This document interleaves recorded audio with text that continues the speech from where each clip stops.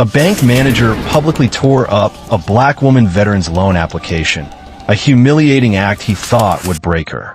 He never imagined he had just insulted a national hero, and that his world was about to end because of it. Where are you watching from today? Let us know in the comments, hit that subscribe button, and let's get into this. Let me tell you about Anya Sharma. She wasn't looking for a handout, not even close. She walked into the downtown branch of Sterling Mutual Bank with the kind of quiet confidence that makes you look twice. She stood tall, her shoulders squared, a habit forged in a life far from the polished marble floors and hushed, climate-controlled air of the bank. She wore a simple, dark blue blazer and gray slacks, immaculately clean, perfectly pressed. It wasn't expensive, but it was worn with a sense of purpose.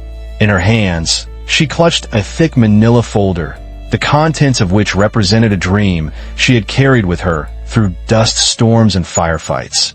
A detailed, meticulously researched business plan. The bank itself felt cold, impersonal. The air hummed with the low thrum of computers and the distant, muffled clicks of keyboards. It smelled of old paper, industrial carpet cleaner, and the faint, metallic scent of money. Anya took a seat on one of the stiff leather chairs, placing her folder carefully on her lap. She wasn't nervous, not in the way most people get nervous before a big meeting. It was something else, a kind of focused readiness, an acceptance that she was entering a different kind of battlefield, one where the weapons were spreadsheets and condescending smiles. She had survived far worse. After a 15-minute wait that felt deliberately orchestrated to make her feel small, a voice called her name. Anya Sharma? She looked up to see Mr. Davies. He was exactly the type you'd expect. Mid-50s, with a soft paunch straining against an expensive but ill-fitting suit. His hair was perfectly combed, his tie perfectly knotted, and his smile was a thin, practiced line that didn't reach his eyes. He carried himself with the smug air of a man who held a little bit of power and enjoyed wielding it. He gestured towards his glass-walled office without making eye contact. In here, his office was a shrine to mediocrity. A generic cityscape painting on the wall, a set of golf clubs leaning in the corner, and a large, imposing mahogany desk that served as a fortress between him and the world. He sank into his high-backed leather chair, which let out a soft sigh, and gestured for Anya to take the much smaller, less comfortable chair opposite him. He didn't offer her coffee. He didn't ask about her day. He just steepled his fingers and looked at her, his eyes scanning her from head to toe in a way that felt less like an assessment and more like a judgment. He saw a black woman. He saw a veteran, probably, and he had already made up his mind. So, he began, his voice dripping with a kind of weary patience, as if he were doing her a massive favor. "You're here about a small business loan." Anya leaned forward, her composure unshaken. "Yes, sir. I have my proposal right here." She slid the folder across the vast expanse of the desk. Davies didn't open it immediately. He let it sit there for a moment, a silent testament to its own unimportance. He tapped a manicured finger on its cover. "Let me save us both some time, Ms. Sharma. We have very strict criteria. Collateral, credit history, a proven track record of profitability." He let the words hang in the air, the implication clear. "Things you don't have." "I understand, sir," Anya said, her voice even and calm. "It's all in there.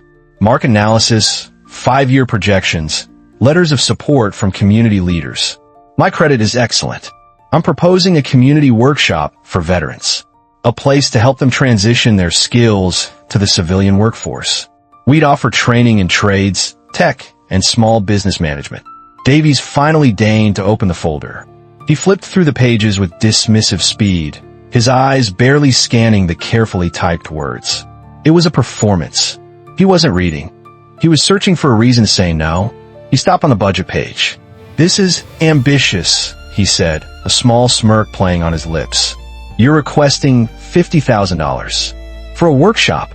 He said the word workshop as if it tasted sour. "It's a modest startup cost to secure a lease and purchase the necessary equipment," Anya explained, refusing to be rattled. "The projections show we'll be self-sufficient within 18 months and profitable by year 3. More importantly, it will change lives Mr. Davies. It will give purpose to men and women who have served this country." Davies let out a short, derisive huff of air. He leaned back in his chair, the leather groaning in protest. "Look, Miss Sharma, I appreciate your patriotism. I really do. But a bank isn't a charity. We're in the business of managing risk. And frankly, a business run by, well, a business like this with no real-world management experience behind it is a significant risk." The insult was thinly veiled. "You're a soldier, not a businesswoman. People like you don't run things." Anya had heard variations of it her whole life. The subtle questioning of her competence, the assumption that her skills were limited to a world he couldn't possibly understand. Her calm was beginning to infuriate him. You know the type. He lived for that moment when the polite mask cracks, when he could see the flash of anger he was poking for. To him, that anger was an admission of weakness. "My real-world experience," Anya said, her voice dropping a degree, each word carefully chosen, "involves managing logistics for a platoon of 50 soldiers in a hostile environment, overseeing millions of dollars in equipment, and making life-or-death decisions under extreme pressure. I assure you, I can handle a budget." The directness of her response took him aback for a second. He wasn't used to being challenged. His face hardened. He closed the folder with a soft thud that echoed in the quiet office. "Military experience doesn't always translate, Miss Sharma.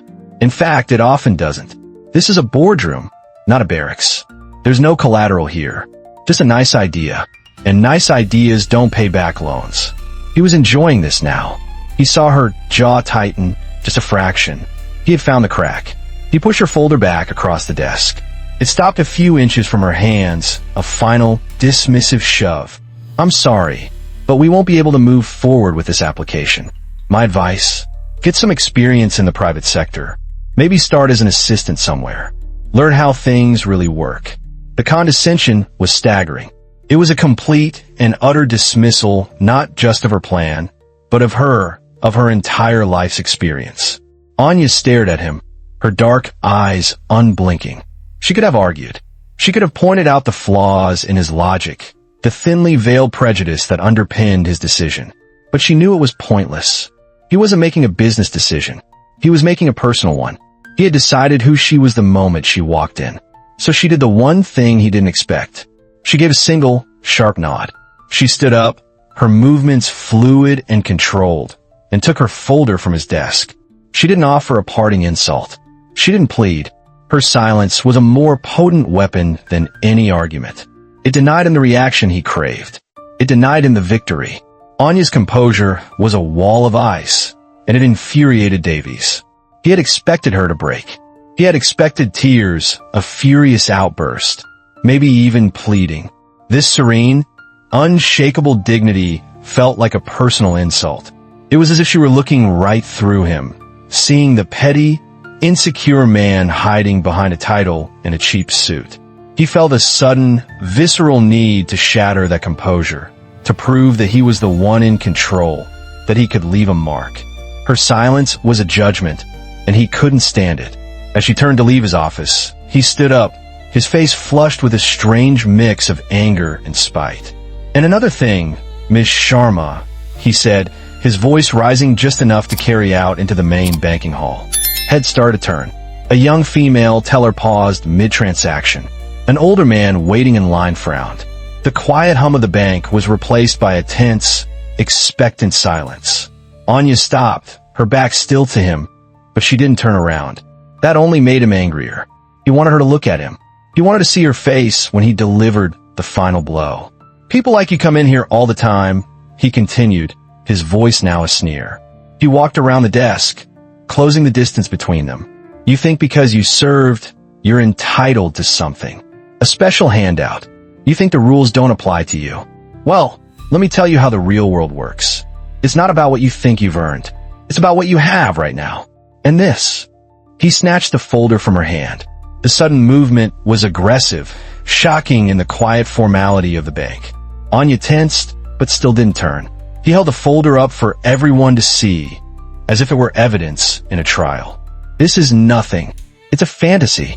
A piece of paper." He looked around the room. making eye contact with the other customers and his staff, drawing them into his little drama. He wanted an audience for his display of power. He was making an example of her. "You know what?" he said, his voice filled with theatrical contempt. "I've heard enough. This is a waste of my time. And frankly, it's a waste of the bank's paper." And then he did it. He didn't just toss it in the trash. He didn't just hand it back. He took the folder, holding it between his thick thumbs and forefingers, and with a grunt of effort, he ripped it, clean in half. The sound of tearing paper was shockingly loud in the silent room. It sounded like a gunshot. It sounded like something breaking that could never be repaired. Pages of spreadsheets, charts, and heartfelt letters of support fluttered to the floor like wounded birds. The dream she had carried for years, the plan she had spent countless nights perfecting, now lay in pieces at her feet. It was an act of profound, personal cruelty. It was designed to humiliate, to utterly crush her spirit. For a moment, nobody moved. The young teller had her hand over her mouth, her eyes wide with disbelief. The older man in line just shook his head slowly, a look of disgust on his face. This wasn't a business rejection. This was a public execution of a person's hope. Davy stood there, breathing heavily, his chest puffed out. He expected to finally see her broken. He expected the dam to burst. But it didn't.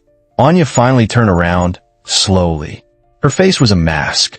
The rage that should have been there had been replaced by something much colder, much harder. Resolve. She looked down at the scattered remains of her life's work on the floor. Then she looked back up at him. Her eyes were devoid of emotion, and it was the most terrifying thing Davies had ever seen. She didn't scream. She didn't cry. She just looked at him, a silent judge delivering a verdict he wasn't yet capable of hearing. She bent down, not to pick up the pieces, but to retrieve the simple, empty manila folder cover. She tucked it under her arm, leaving the mess of her dreams scattered on his floor, a monument to his pettiness. Then, without a single word, she turned and walked towards the exit. Anya walked away, her steps deliberate and unhurried. The entire bank was frozen, a tableau of silent shock. Davies watched her go, a smug, triumphant smile beginning to form on his lips. He had won. He had broken her calm. He had reduced her grand plans to litter on his floor. He felt a surge of petty power. He was the king of his little castle, and he had just put the uppity soldier back in her place. He was about to turn and walk back into his office, to the safety of his fortress, when a small sound broke the silence. It was a gasp. It came from a young male teller near the door, a kid named Leo who had a Support Our Troops sticker on the back of his car. He was staring after Anya, his face pale, his mouth slightly open. "Oh my God," he whispered just loud enough for the people nearby to hear. "Is that? No way." Davies frowned, annoyed that the teller was focused on the departing woman instead of on him, the victor. What was he looking at? He followed Leo's gaze. Anya was just reaching the heavy glass doors of the bank. As she pushed the door open, the sleeve of her dark blue blazer slid back just an inch, maybe two, and for a fleeting second, the pale skin on the inside of her left wrist was visible under the harsh fluorescent lights. Davies saw it. And at first, it didn't register. It was just a tattoo, a splash of color. But Leo, the teller, had seen it clearly. He was a military history buff. He knew symbols, and what he saw made him stand up straight, his hand instinctively going to his chest. An older man in line, a Vietnam vet with a faded Marine Corps tattoo on his own forearm, saw it too. His eyes widened, and he slowly, respectfully, took off his hat. The atmosphere in the bank shifted. The tension of the confrontation evaporated, replaced by something else entirely. A thick, heavy silence of awe and disbelief. Davies felt a cold knot of confusion tightening in his stomach. What was happening? What were they all looking at? He squinted, trying to get a better look before Anya disappeared outside. He saw it again, just for a moment. A pattern of pale blue, with a cluster of small white stars. It still meant nothing to him. A flower? A design? But then another employee, the assistant manager, walked briskly out from the back offices. Her name was Sarah, a sharp woman in her 40s who had been with the bank for 20 years. She had been drawn out by the strange silence. She saw the scene, Davies standing smugly, the papers scattered on the floor, and the customers and staff staring at the departing woman with a look of stunned reverence. "What in God's name is going on out here, Mr. Davies?" she asked, her voice sharp. Davies just pointed a shaky finger. "That woman," he stammered, his confidence suddenly faltering. But Sarah wasn't looking at him. She was looking at the door, where Anya was now on the sidewalk. She saw the wrist. And unlike Davies, Sarah had a brother in the army. She'd been to ceremonies at Fort Bragg. She knew. Her professional demeanor vanished. Her face went slack with shock. "Call security," she said, her voice a choked whisper. "Exactly," Davies said, thinking she was on his side. She was causing a disturbance. "Not for her." "You idiot," Sarah snapped, turning on him with a look of pure horror. "For you." That was when the bank's regional manager, a stern-looking man named Mr. Peterson, who happened to be visiting for a quarterly review, emerged from a back conference room. He was a man who commanded respect, a no-nonsense executive who had seen it all. "What is this commotion?"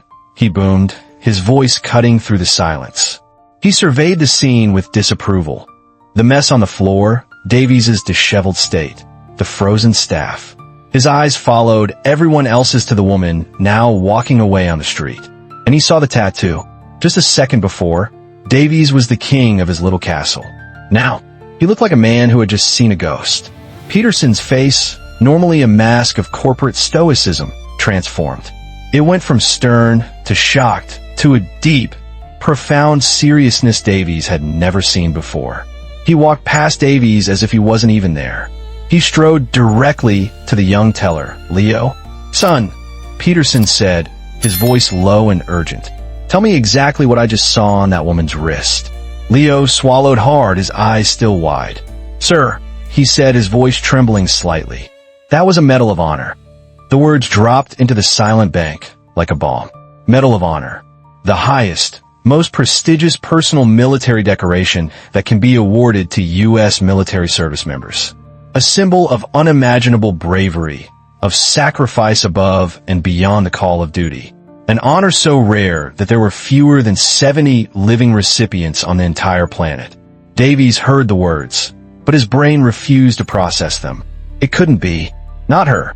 Not the woman whose dreams he had just physically ripped to shreds. He started to sweat, the cold marble floor seeming to tilt beneath his feet. He stared at his hands, the hands that had torn up her application, and they suddenly felt alien, monstrous. He looked at Peterson, whose face was now a thundercloud of fury. The regional manager wasn't looking at Anya anymore. He was looking directly at Davies. And in his eyes, Davies saw the end of his career. He saw the end of everything. Mr. Peterson didn't shout. He didn't need to. His voice was dangerously quiet. "Davies," he said, the name sounding like a curse. "My office. Now." He then turned to Sarah, the assistant manager. "Give me the security footage from the lobby for the last hour.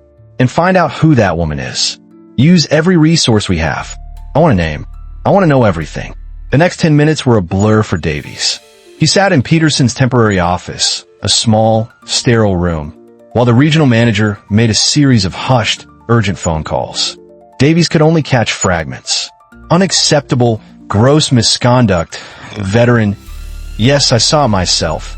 Contacting the Department of Veteran Affairs, each phrase was another nail in his coffin. Finally, Sarah knocked and entered, holding a tablet. Her face was grim. "We have her name, sir," she said, her voice full of a respect that was clearly not meant for Davies. "She's a former Army sergeant, Anya Sharma." She swiped the screen, and a photo of Anya in her dress uniform appeared. The uniform was adorned with medals, but one, hanging around her neck on a light blue ribbon, stood out from all the rest. The star-shaped Medal of Honor. Peterson took the tablet. He read from the screen, his voice low and filled with a gravity that made the air in the room feel thick. He was reading from her official citation. "For conspicuous gallantry and intrepidity at the risk of her life above and beyond the call of duty." He looked up at Davies, his eyes burning with contempt. Sergeant Sharma's squad was ambushed, pinned down by heavy enemy fire. With no regard for her own safety, she single-handedly suppressed the enemy position, allowing her team to find cover. She then, under continuous fire, crossed open ground 3 separate times to drag 3 wounded soldiers to safety. Her actions saved the lives of her entire squad. He put the tablet down. The silence was deafening. Davies felt sick. He hadn't just insulted a customer. He hadn't just humiliated a veteran. He had, in an act of breathtaking stupidity, disrespected a living legend. A hero recognized by the president, by Congress, by the entire nation. Peterson stood up. Mr. Davies, your employment at Sterling Mutual Bank is terminated, effective immediately. Security will escort you out. Don't touch your desk. Don't speak to anyone. Just get out. He then turned to Sarah. Get Sergeant Sharma on the phone. Now, the story didn't end with Carl Davies being escorted out of the bank, his career in ruins. That was just the beginning. The young teller, Leo, anonymously posted what he had witnessed to a popular military veterans forum online. He didn't use names, but he described the scene in vivid detail. The arrogant manager, the torn-up business plan, and the silent, powerful reveal of the Medal of Honor tattoo. Within hours, the story exploded. It was shared on Twitter, on Facebook, on every major news aggregator. It tapped into a deep well of public anger over the mistreatment of veterans and the arrogance of corporate gatekeepers. By the next morning, Sterling Mutual Bank was facing a public relations nightmare. Hashtag Bank of Shame was trending. Veterans groups were calling for a national boycott. The bank's corporate headquarters went into full panic mode. They didn't just call Anya Sharma to apologize. The CEO of the entire company flew to her city to meet her in person. But Anya wasn't interested in revenge.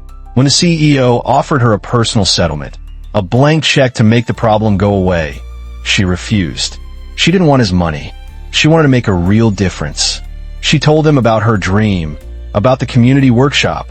She explained that there were thousands of veterans just like her, full of skills and potential, who just needed a chance. Her calm, powerful advocacy, backed by the full weight of a national media storm, was more effective than any lawsuit. 2 weeks later, Sterling Mutual Bank held a press conference. They announced the termination of Davies, of course. But they also announced the creation of the Sergeant Anya Sharma Veterans Enterprise Fund, a $10 million national initiative to provide low-interest startup loans and mentorship to veteran entrepreneurs. And they announced that its first-ever recipient and advisory board co-chair would be Anya herself. Months later, the workshop opened. It was a bright, bustling space filled with the sounds of machinery, keyboards, and laughter. Veterans who had been struggling found a new purpose, a new community. Anya walked through the workshop, a quiet smile on her face. She would sometimes look down at the tattoo on her wrist. It was no longer just a memory of the worst day of her life. It had become a symbol of the best day, the day she fought a different kind of battle, and one not just for herself, but for thousands of others. And that, my friends, is the difference between revenge and real justice. Revenge is about tearing something down.